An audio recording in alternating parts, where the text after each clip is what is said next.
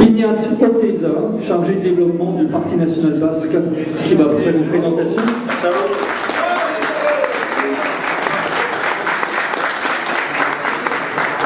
Et qui va nous apporter la vision des habitants du Pays basque, la fameuse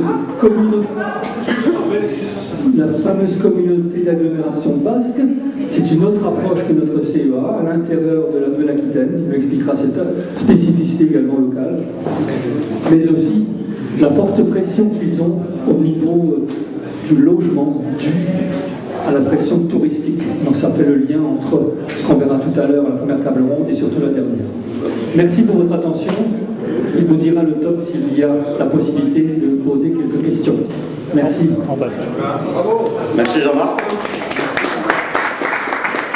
Écoutez, en ce samedi 18 janvier, on est toujours à la période des meilleurs vœux, donc meilleurs vœux du Pays basque, à vous autres Alsaciens. Et c'est aussi la période donc, de l'espoir en l'avenir.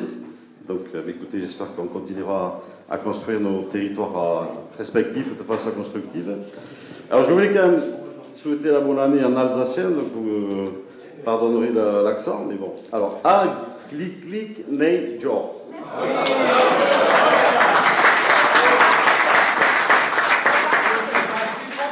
Alors, ce qui donne en basque, urte berriona. Alors, on, c'est tout est à l'envers chez nous. Urte, c'est l'année, berri, c'est nouveau, et on, c'est bon. Enfin, je vais essayer d'avoir un exposé à l'endroit, à peu près. Bien, bon, d'abord, je tiens à vous remercier. Jean-Georges, Jean-Marc, Maxence, vous autres militants d'une Surlande, de nous avoir invités.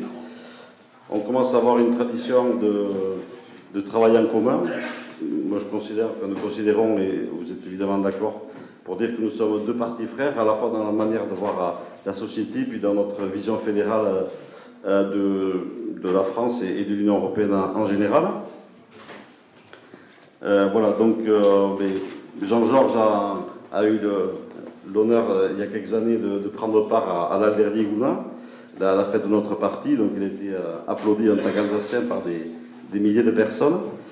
Et à mon tour, je suis ravi d'être ici devant vous pour essayer d'apporter notre contribution. Donc d'abord, c'est difficile quand même de passer derrière les deux experts de ce matin. Moi, je ne suis pas un expert, je suis simplement un militant à temps plein qui travaille pour le Parti nationaliste basque.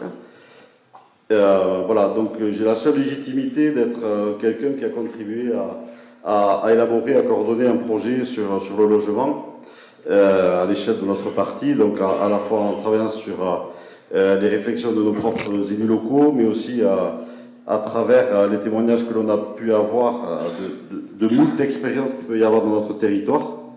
Je sais que l'Alsace est riche du monde associatif, c'est aussi le cas en Pays basque.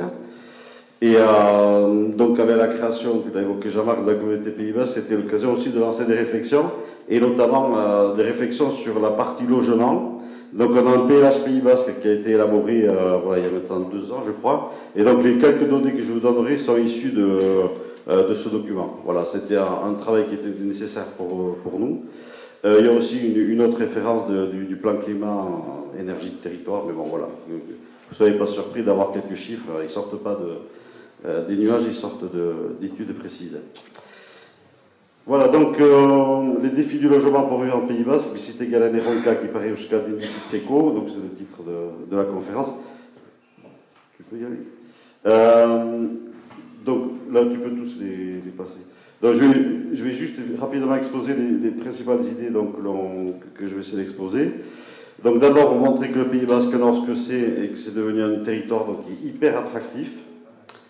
Hyper attractif, c'est pas uniquement une attractivité touristique, c'est tout simplement une attractivité de personnes qui trouvent l'endroit très, très sympa et qui souhaitent y vivre de façon permanente. Donc la problématique du logement, elle concerne à la fois le tourisme, mais ça va bien au-delà chez nous aussi. Ensuite, donc, les défis eux-mêmes donc, sont liés au logement, qui sont au cœur des préoccupations actuelles. Donc j'ai employé le terme défi pour montrer un terme assez, on va dire, assez fort, parce que les enjeux qui concernent ce sujet sont, quand on y rentre, sont absolument cruciaux. On va en parler rapidement. Et donc ensuite, donc pour nous et Ayota PNB, donc innover en la matière, donc est indispensable pour permettre aux habitants de travailler et de vivre sur place.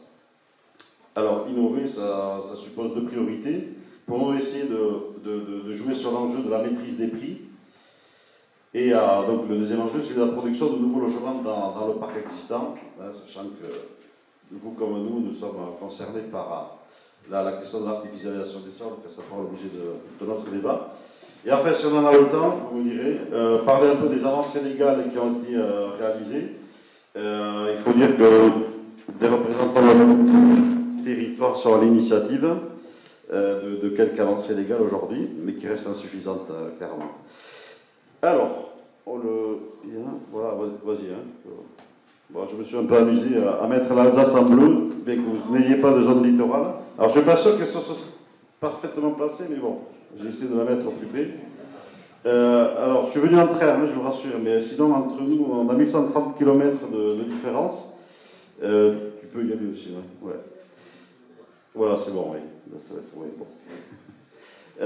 Dans 1130 km, alors on a l'impression qu'on est deux territoires très différents, très distincts, l'un et l'autre à l'autre bout de l'hexagone. En fait, alors je ne vais pas dire qu'on est une Alsace du Sud, mais je ne vais pas rentrer non plus dans les clichés, mais c'est vrai qu'on a nous aussi des maisons à colombage, on a de très bons vins, une bonne gastronomie, on n'a pas de route du vin encore, mais ça ne saurait tarder. Et de façon plus sérieuse, donc on a aussi, on va dire, une organisation un peu à la germanique. Vous voyez le Pays Basque représenté, donc vous avez les trois petites provinces que vous voyez au nord, qui constituent le Pays Basque Nord ou le Pays Basque français, et les quatre territoires plus importants qui constituent le Pays Basque Sud, ou Pays Basque espagnol, selon les sensibilités.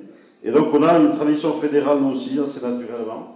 Qui est symbolisé par la formule Saspiag-Bat. Saspiag-Bat signifie les 7 font 1, c'est-à-dire que les 7 territoires font un Pays Basque.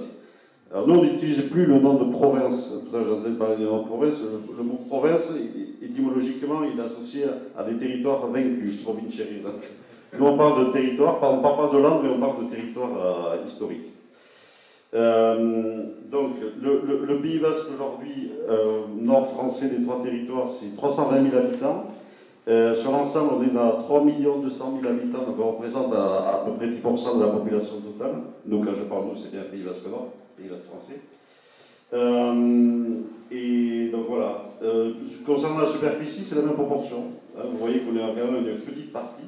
Alors, on est le territoire au sud de la France, mais là, on est dans notre vision, le territoire au nord, d'où cette appellation. Donc, sur l'aspect hyper attractif, je donnerai qu'un chiffre. Aujourd'hui, en solde migratoire, on accueille 3000 nouvelles personnes par an pour une population de 3200 habitants, soit 1% de personnes nouvelles par an. Vous voyez un peu l'importance du phénomène. Voilà. Donc, ouais, alors je vais faire un peu de publicité quand même, rapidement. Donc j'ai... Ouais. Ça va être plus simple. Donc on est le parti qui a porté historiquement l'idée que le Pays Basque était une nation, au XIXe siècle, au siècle des nationalismes, assez naturellement. Donc notre parti a été créé en 1895 à Bilbao par le monsieur, vous voyez en bas au béret là, qui s'appelait Sabino Arana Goiri. Donc on va fêter nos 130 ans aujourd'hui, donc on est un des partis les plus anciens d'Europe. Et ce monsieur a dit, Euskadi, donc le Pays Basque, est la patrie des Basques. Donc c'était quelque chose d'assez nouveau, même de très nouveau. Et surtout la particularité, c'est qu'il a mis en place une organisation politique qui s'appelle Eaiota PNB, donc Eskualde Jeltzalea, en basque, Eaiota, et PNB, donc Parti nationaliste basque. Voilà, donc on est un parti centriste qui avant, on va dire aujourd'hui d'extrême droite, mais il vient en fait de cette époque-là, parti nationaliste basque, c'est pas toujours facile à porter. Voilà, à une époque où aujourd'hui c'est plutôt l'inverse, c'est-à-dire que c'est des partis d'extrême droite qui essaient d'avoir des normes, on va dire, démocratiques. Quoi, mais bon, voilà, on fait des choses, là aussi on fait les choses différemment. Donc, Eaiota PNB est devenu le premier parti de la communauté autonome basque, donc qui est en progression au nord. Alors, La communauté autonome basque, je ne l'ai pas précisé tout à l'heure, mais elle est constituée de 3 des 4 territoires du Pays basque sud. La communauté autonome basque regroupe les provinces d'Alaba, de Biscaye et des Guipuscoa. On appelle ça la communauté autonome basque. Et ensuite, vous avez une deuxième communauté qui est la communauté forale de Navarre, donc la province de la Navarre qui, elle, fait bande à part et qui n'a pas souhaité pour l'instant intégrer la communauté autonome basque. On ne va pas rentrer dans les subtilités internes, mais c'est juste que vous ayez le cadre. C'est votre modèle, quoi. C'est votre modèle, quoi. Ouais, c'est ça. Et le Pays basque Nord donc, est constitué en communauté d'agglomération, hein, tu l'as parlé, tu l'as évoqué tout à l'heure, depuis 2017, donc c'est très récent. Et donc pour nous, c'est une première reconnaissance institutionnelle qui n'est pas suffisante, mais qui est déjà un bon point de départ. Donc on est le premier parti de la communauté autonome basque, hein, donc le premier parti de ces provinces d'Alaba, Biscaye et Guipuscoa. Donc le monsieur que vous voyez au centre, donc c'est le nouveau Lenda Kali, le nouveau président de cette communauté autonome, Imanol Pradales, donc qui est membre de notre mouvement, et qui là venait de prêter serment devant l'arbre de Guernica en Biscaye. Voilà, donc c'est tous les Lenda Kali, tous les présidents depuis la démocratie sont issus de notre mouvement politique. Voilà, et donc Ayota PNB est un parti de masse, puisqu'aujourd'hui on compte 31 000 adhérents, 230 organisations locales. Bon, au nord on est un peu plus modeste, on vient de démarrer notre activité en 1996, donc 100 ans après. On a créé 2 organisations en 3 ans, donc on est à 7 organisations locales et on est dans une phase aujourd'hui de progression intéressante, quoi, en termes d'effectifs, d'organisations créées, de résultats électoraux également.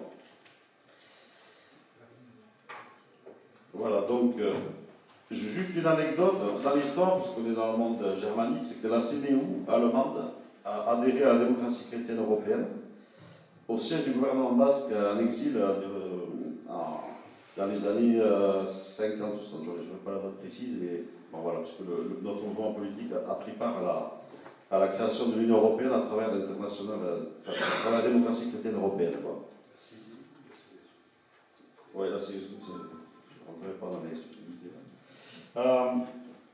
Alors, par rapport, on va rentrer plus au cœur du sujet. Donc, pour ce qui est des défis du logement, donc c'est très clairement aujourd'hui un thème qui est au cœur des préoccupations actuelles.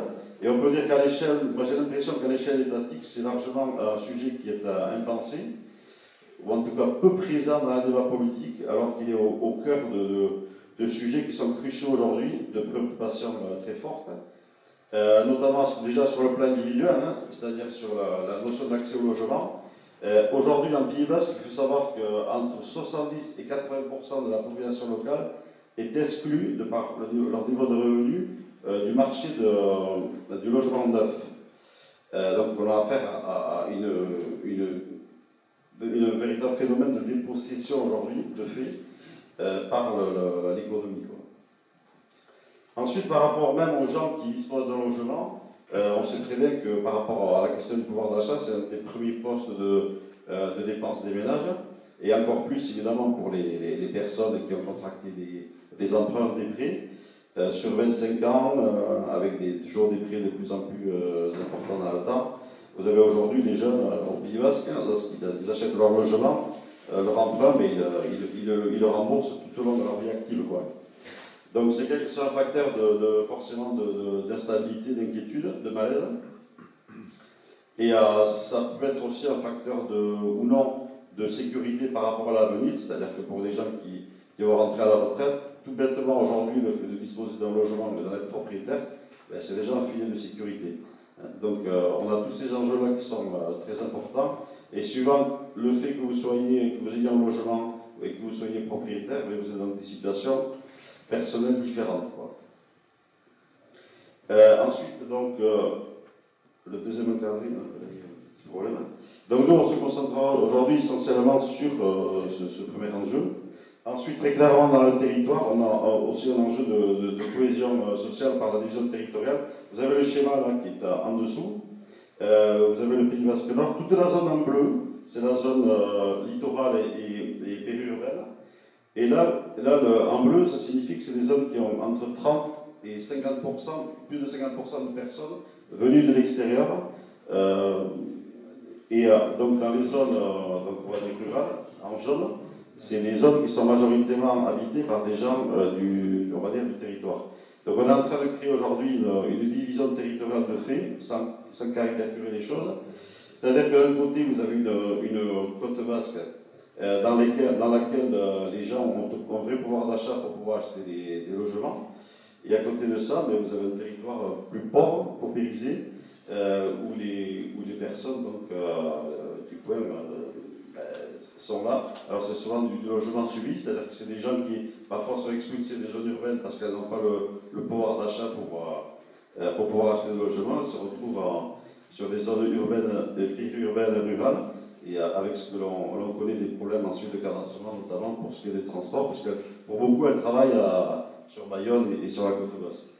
Donc aujourd'hui, ça crée en termes de cohésion territoriale un véritable problème entre les gens du coin, on va dire du cru, qui se sentent exclus de ce monde-là, et par rapport, on va dire, en schématisant, les riches de la côte qui eux ont les moyens d'acheter un logement, sachant que le marché, lui, ne distingue pas la résidence principale de la résidence secondaire, quoi, donc, en plus. Voilà, donc, ensuite, donc, pour ce qui est du troisième enjeu, donc, le défi du réchauffement climatique et des questions d'environnement en général, on sait que le logement, c'est, en tout cas en Pays Basque, c'est un secteur qui participe à 25% à l'émission de gaz à effet de serre. Donc là aussi un enjeu important de rénovation thermique des bâtiments. C'est le deuxième secteur le plus émetteur de gaz à effet de serre. Et ensuite, au-delà de ça, donc, vous avez évidemment la question d'artificialisation des sols et de rénovation des bâtiments dans le parc existant. Donc tout ça, des défis qui sont très lourds et qui nécessitent des réponses à la hauteur de ces enjeux-là.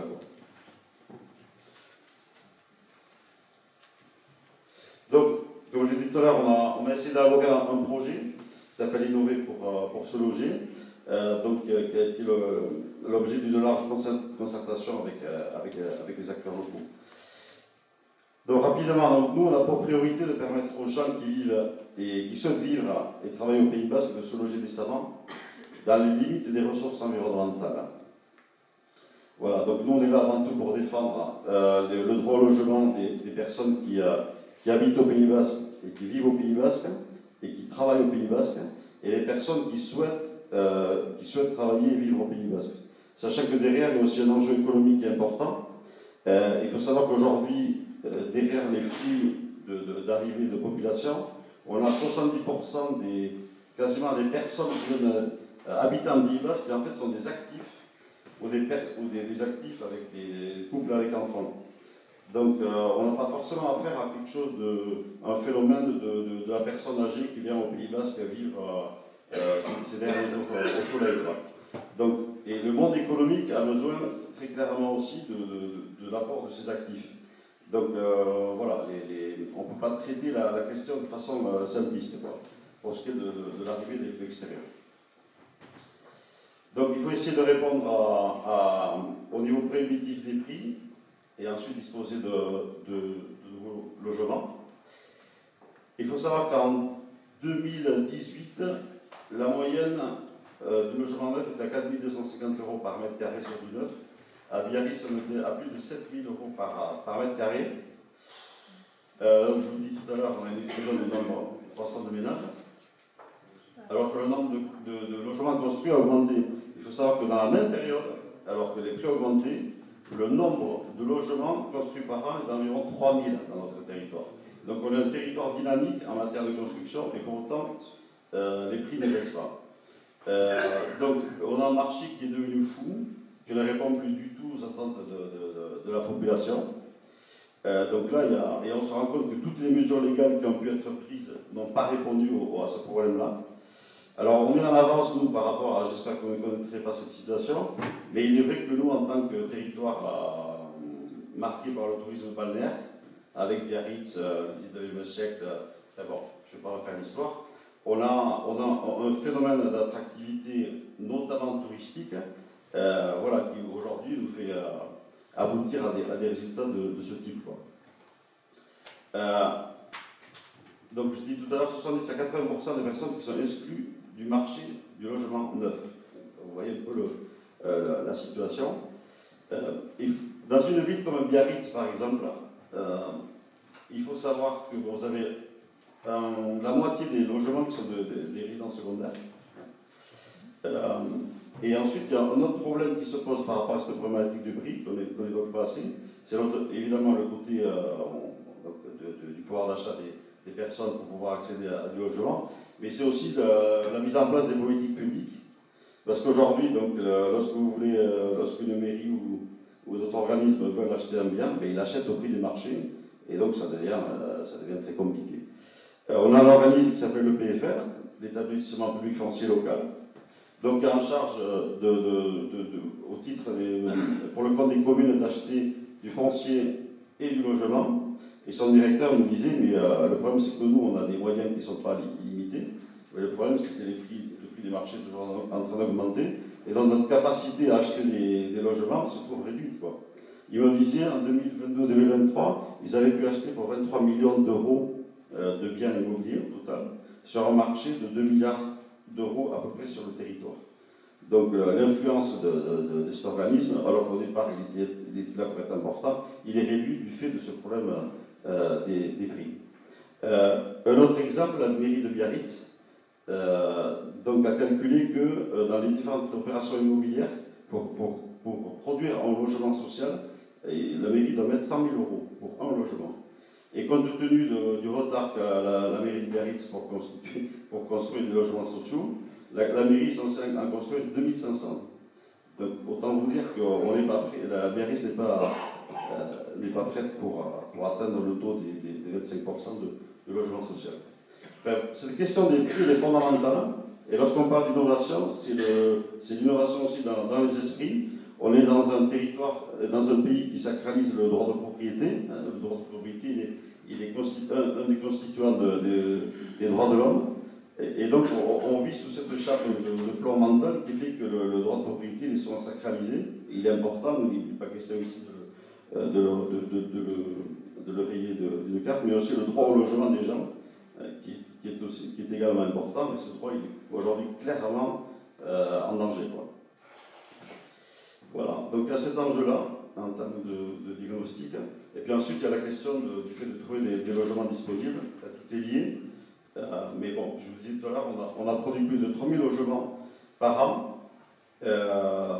Et pour autant, l'hyperattractivité du Pays Basque est telle que ça ne suffit pas pour autant à répondre aux besoins locaux, avec à la fois un solde migratoire, donc je dis de 2700 personnes, et aussi un autre phénomène qu'on n'évoque pas, mais qui est important et qui concerne tous les territoires, qui est celui qu'on appelle le desserrement des ménages, c'est-à-dire que de plus en plus, au fil du temps, le nombre de personnes par ménage diminue, du fait de phénomènes comme les divorces et compagnie, qui fait que autrefois, lorsqu'il fallait un seul logement pour 2 ou 3 personnes, aujourd'hui, il en faut 2 pour 2 personnes, et ainsi de suite. Ceci dit, chaque année, donc oui, excusez-moi, ouais. Alors, il y a un phénomène qui est important aussi à connaître, c'est qu'il y a aussi une fuite des résidences principales vers les résidences secondaires. On a calculé qu'il y a à peu près 600 à 700 résidences secondaires par an qui se transforment en résidences secondaires. Alors, soit pour développer le tourisme de location de court séjour, de type Airbnb, par exemple, il y a d'autres phénomènes qui rentrent en ligne de compte. Autrement dit, on produit des logements au départ qui sont prévus pour de la résidence principale et qui finalement changent de destination. On a également, donc, parmi ces phénomènes, souvent évoqué des résidences principales au départ qui sont construites par du public en accession sociale à la propriété et qui, au bout de X années, rentrent dans le marché privé et au bout du compte, ce que l'on aura construit au départ, profitera, et qui était du social au départ, profitera, finalement, rentrera dans le marché privé. Donc il y a une perte là aussi en ligne de logements qui sont importantes. Voilà. Donc il y a un paradoxe dans tout ça, c'est que on a un territoire finalement avec beaucoup d'espaces qui sont inoccupés. On a actuellement 52 000 logements qui sont semi-vides, c'est-à-dire qu'il y a des pièces dans ces appartements qui ne sont pas utilisées, du fait que les familles sont moins nombreuses aujourd'hui. Typiquement, c'est la famille qui avait le père, la mère, 2 enfants, et aujourd'hui, vous avez les enfants qui sont partis, le mari ou le couple qui est éventuellement divorcé ou un des conjoints qui est décédé, et on se retrouve avec des personnes qui sont dans des logements très vastes. Et sur 9 communes du Littoral, on a 52 000 logements qui sont semi-vides, 6 000 logements vacants, et on a une seule personne dans 40% des ménages au Pays Basque. Voilà. Donc ça, c'est le côté, lorsqu'on est dans la logique de vouloir réhabiliter et produire des logements dans le parc existant, c'est une donnée qui est importante. Aujourd'hui, il y a des architectes très clairement qui travaillent sur ces logiques-là et qui sont capables de faire en sorte que ces espaces-là soient mieux occupés, quoi. Alors, globalement, au Pays Basque, donc, on a un parc de 120 000 logements, et on a à peu près 25% de ces logements qui sont soit de la résidence secondaire, soit des logements vacants. Donc il y a un potentiel important à utiliser. Alors, ouais. Oh, je reviens un peu en arrière. Ouais, tu changes de... Ouais. Non, reviens en arrière. Là, voilà, vas-y, là. Là, ok. Donc, on a effectué 3 axes, on va dire, stratégiques, que l'on a essayé de mise en avant pour 12 propositions. Bon, je ne vais pas rentrer dans le détail, on n'aura pas le temps de toute façon. L'idée, c'est par rapport à la question du prix, essayer de passer d'un marché libre à un marché maîtrisé, en travaillant sur la limitation des prix. On voit qu'aujourd'hui, au niveau de la location, on rentre dans des plateformements de prix à la location. La question se pose au niveau du marché de l'achat de logement, s'il est possible de rentrer dans des formules de maîtrise des prix. Alors bon, nous, on propose une taxe anti-spéculative, bon, je ne vais pas rentrer dans le détail des mécanismes, mais qui a cette logique-là. Et parallèlement à cela, parce qu'il faut essayer de prévoir un peu les effets pervers, il est clair que le fait de rentrer dans ce type de logique, ça va supposer un ralentissement du marché de vente de biens. Donc par rapport à cela, aujourd'hui, on considère que les 2/3 des logements, à terme, devraient être maîtrisés par la puissance publique, quoi. Alors on n'est pas un parti anti-libéral, loin de là, mais compte tenu de la situation d'urgence, on n'a pas le choix que de vouloir rentrer dans une logique de régulation très forte, quoi. Il faut savoir qu'aujourd'hui, on a déjà à peu près 1/3 des logements qui sont... on a 3 000 logements, donc grosso modo, qui sont construits par an, et on a déjà grosso modo 1/3 des logements qui sont sous maîtrise publique. Donc là, on demanderait vraiment d'augmenter cette part, quoi.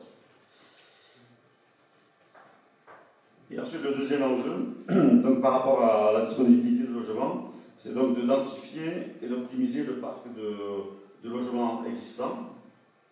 Donc déjà, ce qu'on a dit, donc essayer de stopper la fuite de résidences principales. Pourquoi pas adopter une loi qui, par exemple, dirait on maintient en vie des logements sociaux en accession à la propriété. Puisqu'il est quand même anormal que des logements sociaux qui ont été produits en accession à la propriété, au bout de X années, de 10 ans, 15 ans, rentrent dans le parc privé alors qu'elles ont été financées par les pouvoirs publics. Alors il y a des bailleurs sociaux qui, dans leur contrat, le font déjà, mais la force de la loi, elle est quand même plus puissante que simplement des mesures contractuelles, quoi. On réfléchit aussi par rapport au phénomène des résidences secondaires, compte tenu de la fuite des logements principaux en résidence secondaire, c'est de s'inspirer de ce qui se fait en Suisse, à travers Alex Weber, et de limiter le nombre de résidences secondaires. Alors en Suisse, ils l'ont établi, je crois que c'est à 20%. Et l'idée, c'est qu'en tout cas, dans les nouvelles constructions, il y a des zones qui soient réservées à de la résidence principale d'entrée, qu'on a les documents d'urbanisme. Alors aujourd'hui, légalement, ça va devenir possible en France aussi. Mais je pense que nous, on préconise d'aller plus loin et faire en sorte que dans les zones donc, très tendues, notamment sur le littoral, donc les. Excusez-moi, les.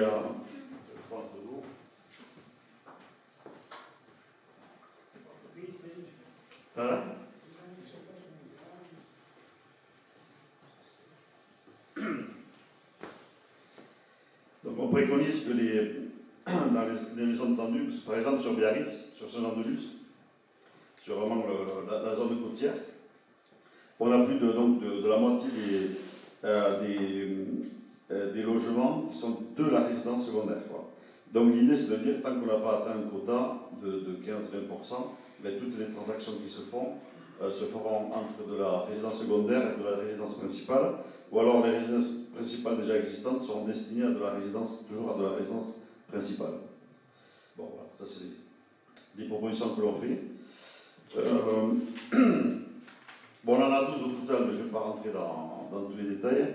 L'idée aussi, c'est de coopérer directement avec les propriétaires et les porteurs d'initiatives.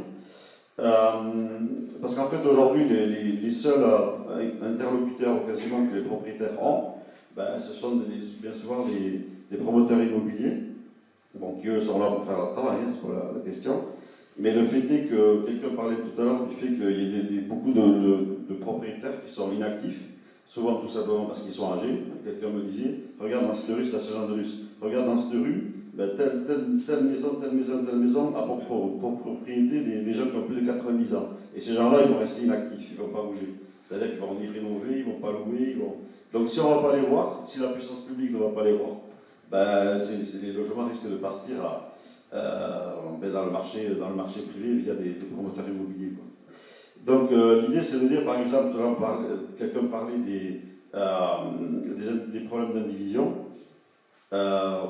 Aujourd'hui, rien n'est organisé pour que la puissance publique ait un service qui aille voir les différents indivisaires et essaie de régler le problème des maisons. Il y a des maires aujourd'hui, par exemple en zone montagneuse, qui ont pris le taureau par les cornes et qui ont réglé ce problème. Ils se rendaient compte que donc, il y avait des logements vacants. Ils ont été voir finalement tous les héritiers. Et avec un travail de fourmi, ils ont pour très souvent réglé les problèmes et réussi à mettre sur le marché ces logements. Quoi. Voilà. Bon, ça c'est des exemples. On a aussi un bailleur social qui fait du bail à réhabilitation, par exemple, mais avec des moyens très limités. Et à chaque fois, c'est le fait d'essayer de trouver au cas par cas avec les propriétaires des solutions concrètes. Quoi. Voilà.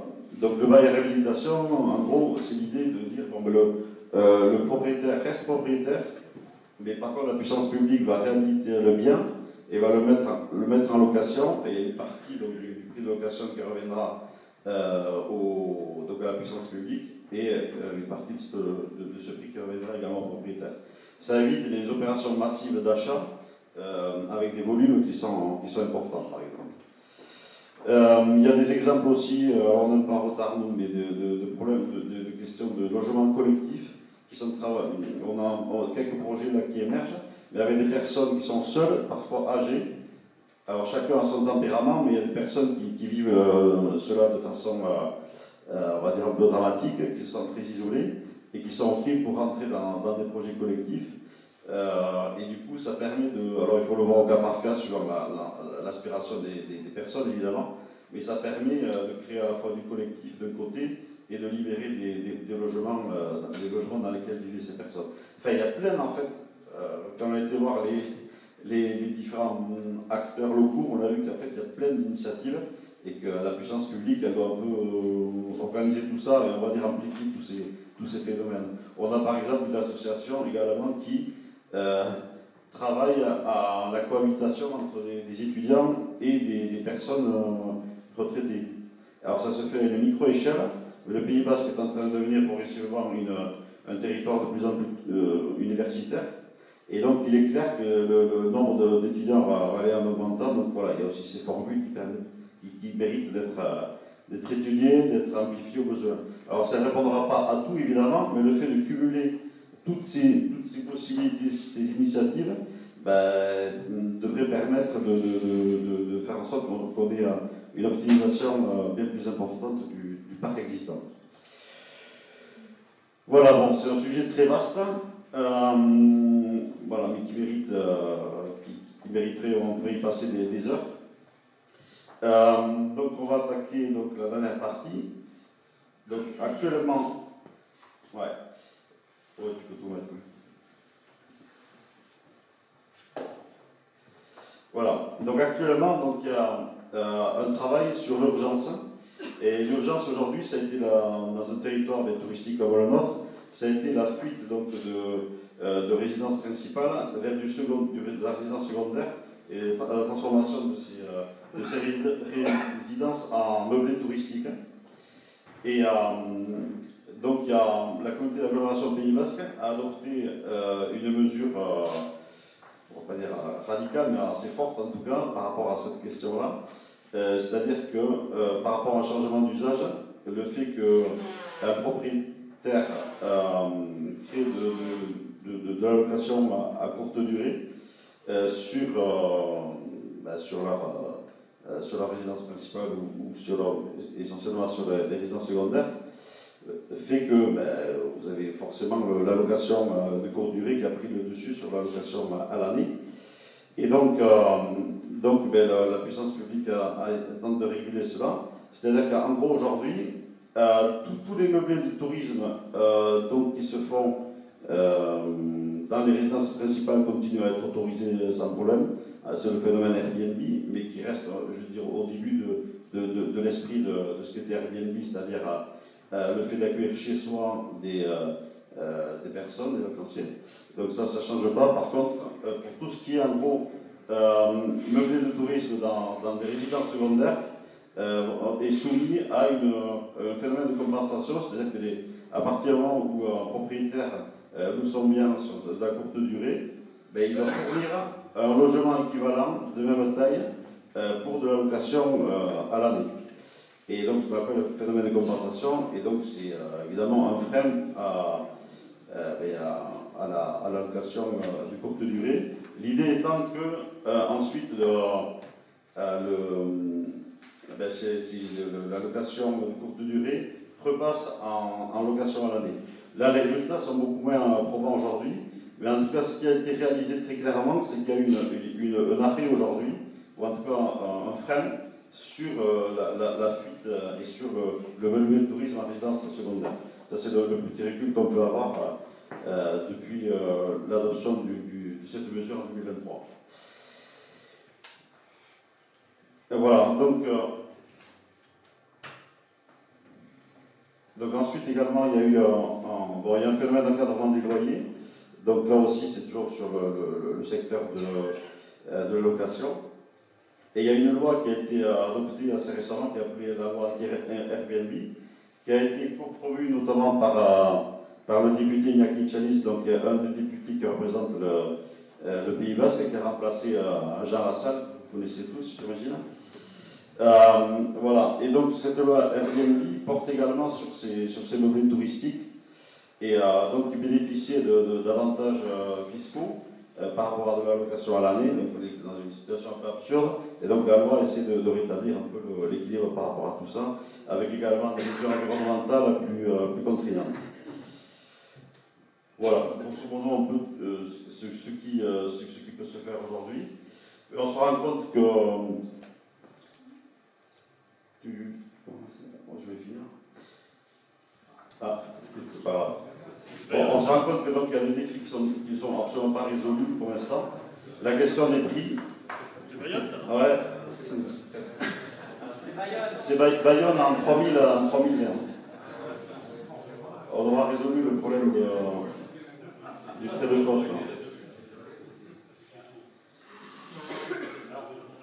L'encadrement des loyers, la loi anti-Airbnb sont des dispositions nationales. Oui, c'est des dispositions nationales. Pour le premier point, la disposition de la communauté de communes, est-ce qu'elle n'a pas été attaquée au titre de... Oui, elle a été attaquée par des professionnels, effectivement, du tourisme, qui font du meublé de tourisme. Alors, pour l'instant, donc, c'est une affaire qui est dans les tribunaux. En première instance, donc, le tribunal administratif a donné raison à la communauté d'agglomération. Donc, bon, étant donné que la mesure n'est pas suspensive, donc la mesure s'applique depuis le 1er mars 2023. Ouais. Mais enfin, c'est l'objet de débats importants, mais sans doute un manque de concertation avec certains secteurs du tourisme, quoi. Voilà, qui se sont retrouvés du jour au lendemain à devoir licencier, puisqu'ils ont été associés avec. Ils ont été mis dans le même panier que les autres propriétaires, quoi. Voilà. Bon. Mais enfin, de toute façon, on est obligé de prendre des mesures. Ça montre qu'effectivement, il faut essayer. C'est ça. Alors après, donc forcément, toutes ces mesures peuvent avoir aussi des effets pervers. Ça, c'est toujours le problème, c'est d'essayer d'anticiper ces effets, ce qui n'est pas toujours évident. Donc par exemple, des effets pervers, ou en tout cas des limites à ce que l'on va obtenir. Il est clair que l'encadrement des loyers, par exemple, qui est un dispositif très lourd, qui est assuré par la préfecture, et qui est sous le contrôle de la préfecture, normalement, en fait, il nécessite un contrôle massif, quoi, pour être certain qu'il puisse se réaliser. Et on voit, par exemple, à Paris, je ne sais pas où ils en sont, mais au départ, ça a été un vrai fiasco du fait que les propriétaires ne tout simplement n'acceptaient pas, ne mettaient pas en place la mesure, et sans que ça leur pose de problème, quoi. Donc voilà, ça peut être la limite. Ensuite, ce que l'on voit aussi, c'est que les mesures de compensation donc, qui ont été établies par la communauté d'Aglo, donc avec pour but que les locations de courte durée repassent au marché de la location à l'année. En fait, on se rend compte que pour beaucoup de locataires, de propriétaires, pardon, il est plus intéressant de vendre ses biens, tout simplement, plutôt que de les louer. Et donc, on se retrouve avec toujours avec le même problème, c'est-à-dire que compte tenu des niveaux prohibitifs, c'est des logements qui sont achetés par les plus riches, quoi. Et au bout du compte, on aura perdu le bien, quoi. Donc voilà, c'est plus une mesure qui fonctionne sur l'avenir, c'est-à-dire pour les propriétaires qui voudraient mettre en place des biens et qui n'ont pas eu à les mettre en place encore. Voilà. Enfin, nous, ce dont on est persuadé en tout cas, c'est que tout ça, en fait, pour pouvoir arriver à avoir, on va dire, une stratégie un peu globale, il nous faut un pouvoir local du logement qui puisse essayer de mettre en place à la fois des règlements dérogatoires et puisse mener une stratégie globale avec des mesures qu'elle veut complémentaires et pouvoir juger sur le terrain comment les choses s'appliquent et pouvoir réagir immédiatement ou rapidement sur l'application réelle des mesures, quoi. Ça, c'est l'avantage du local, quoi, très clairement. Et bon, voilà, moi, pour cette question-là et pour d'autres, évidemment, peut-être pour un pouvoir local du logement qui soit à la fois en mesure d'avoir une capacité normative plus importante qu'aujourd'hui et qui ait des moyens financiers conséquents également, sans qu'ils aient besoin forcément de toujours de quémander à Paris les fonds nécessaires, quoi. Voilà, bon, là, je m'inspire un peu je trouve que nous, en communauté autonome basque, pour finir, eux disposent d'une autonomie, notamment d'une autonomie fiscale, fait quasiment d'une indépendance fiscale aujourd'hui, qui leur permet en fait d'avoir quelque chose de très simple, c'est que les fonds qu'ils récoltent, ils peuvent immédiatement les utiliser sans avoir à multiplier les procédures pour pouvoir bénéficier de subventions nécessaires, quoi. Voilà. Merci à vous. Ouais. Merci à tous.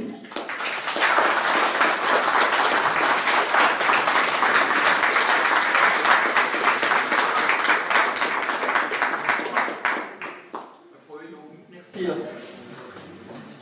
Voilà, ça va. Celui-là, je pense celui-là, s'il y a un encore. Merci à Benyat pour son intervention, qui nous apporte un éclairage extérieur de notre analyse ici en Alsace. C'est toujours très important d'avoir un regard extérieur pour alimenter notre réflexion, et surtout en présence aussi de l'élus. Et je salue qui nous a rejoint tout à l'heure, Madame la sénatrice Laurence Mélabronne. Ces réflexions extérieures pour aussi alimenter, on le verra sur la table ronde tout à l'heure, pour les réflexions qu'auront la collectivité européenne d'Alsace prochainement sur ces questions de logement notamment.